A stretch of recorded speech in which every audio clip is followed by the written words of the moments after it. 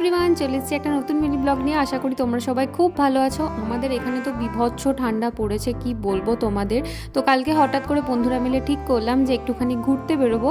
তো আমরা না প্রথমে ভেবেছিলাম যে একটা অন্য ধাবাতে যাব, বাট সেই ধাবাটা বন্ধ থাকায় আমরা এই ধাবাটাতে গিয়েছিলাম। এই ধাবাটাও বেশ ছোটোর মধ্যে খুব সুন্দর ছিল, চারিপাশটা সর্ষে ফুলের খেতে ভর্তি ছিল। অনেকদিন পর বন্ধুরা মিলে বেরিয়েছিলাম, বেশ ভালো লাগছিল, কিন্তু তার সাথে খুব ঠান্ডাও ছিল। আমাকে দেখে তোমরা বুঝতেই পারছো, দার্জিলিংও মনে হয় এত ঠান্ডা নেই যতটা আমাদের এখানে আছে। তো এখানে তৈরি হচ্ছিল তন্দুরি চা। আমরা অর্ডার করেছিলাম 2টো তন্দুরি চা আর 2টো নর্মাল চা।